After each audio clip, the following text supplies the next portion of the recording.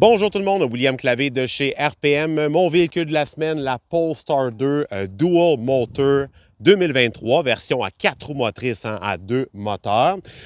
C'est pas la première fois qu'on vous parle de cette voiture-là. Si vous trouvez qu'on en parle beaucoup ces temps-ci, bien, ça a juste à donner qu'on l'a tous comme essayé en même temps. Mon collègue Luc Olivier en a parlé sur rpmweb.ca et après, Sylvain Raymond a fait le bilan des deux versions parce que oui, la Polestar 2 s'offre en deux versions, version à 4 roues motrices et version à 2 roues motrices, comme la plupart des véhicules électriques. Fait intéressant pour l'année modèle 2023, ce sera la dernière année modèle où est-ce que la Polestar 2 va être offerte avec les roues motrices avant.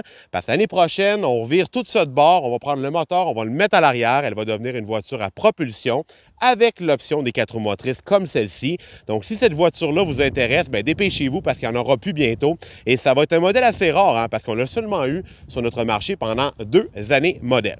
Donc, la Polestar 2, une voiture que j'aime beaucoup conduire. C'est pas la première fois que je la mets à l'essai. Une voiture qui a, qui a énormément de qualité, mais qui n'est pas parfaite, par contre. Elle a quand même quelques défauts.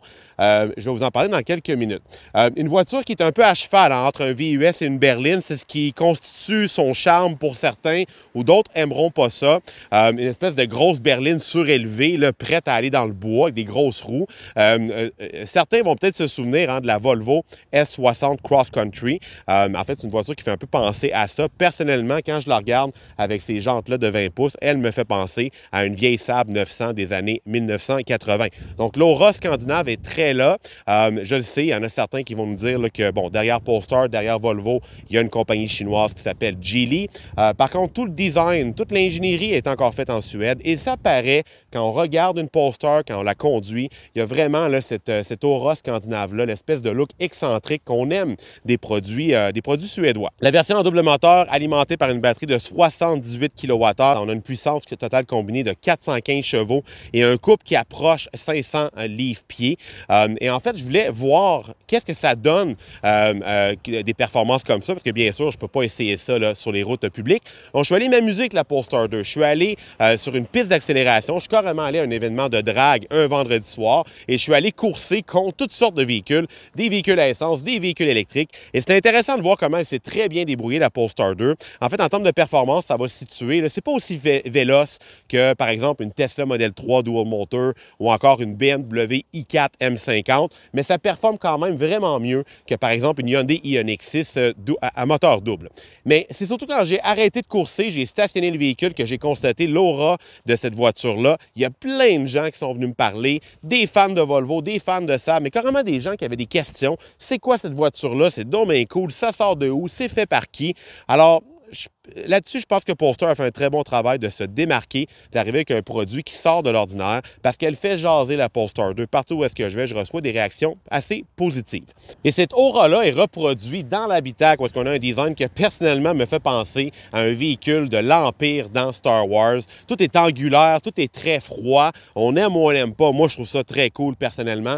Et c'est surtout au niveau de l'agencement des couleurs, les types de matériaux utilisés aussi. Parce que Polestar est très transparente par rapport à l'empreinte carbone de ces véhicules au moment de la construction. On va prioriser des matériaux véganes. On va également tout expliquer aux consommateurs d'où proviennent les matériaux, d'où proviennent les matériaux utilisés pour faire la batterie. On va même aller jusqu'à la mine où est-ce qu'on a extrait les métaux. Et à chaque fois qu'on apporte des améliorations à cette voiture-là, on tente le plus possible de réduire son empreinte carbone. Alors ça, c'est très cool pour ceux là, qui veulent se donner bonne conscience en achetant un véhicule électrique. Avec les véhicules Polestar, on va vraiment une étape plus loin et on promet de commercialiser les véhicules électriques les moins polluants sur le marché. C'est pas une voiture qui est parfaite, par contre, elle a quelques défauts ergonomiques, malgré sa grosseur. C'est pas une voiture qui est très spacieuse dans l'habitacle. Et c'est un petit peu dommage parce qu'on a un haillon, c'est une voiture qui est très polyvalente, mais surtout les places arrière, là, une personne comme moi, je rentre pas en arrière de cette voiture-là. Je me sens tout pogné, j'ai pas beaucoup de dégagement pour la tête. On a un siège qui est très carré et c'est dommage parce qu'on aurait pu profiter du fait que c'est un véhicule électrique. On n'a pas de motorisation thermique sous la carrosserie. On aurait pu vraiment maximiser l'espace dans l'habitacle, mais c'est pas le cas. Et au niveau de la consommation d'énergie, c'est un problème, cette voiture-là. À chaque fois que je conduis une Polestar 2, je ne comprends pas pourquoi qu'elle consomme tant d'énergie. Malgré sa batterie de 78 kWh, malgré le fait que le constructeur affiche une autonomie de 418 km dans cette configuration-ci, moi, je ne suis pas capable d'aller chercher même près de 400 km d'autonomie. Par exemple, en ce moment, je la conduis au mois d'avril, température qui oscille entre 5 et 15 degrés. Ça se promène beaucoup et j'ai une moyenne de consommation de 22 kWh au 100 km. Ça donne une autonomie réaliste d'environ 350 km. Et ce qui est surtout dommage quand on la compare là, à ses concurrents directs, Tesla Model 3 Performance, BMW i4 M50, même Hyundai Ioniq 6 Dual Motor, ce sont toutes des voitures qui vont s'en tenir facilement en bas du 20 kWh au 100 km. Donc, c'est une voiture qui consomme beaucoup.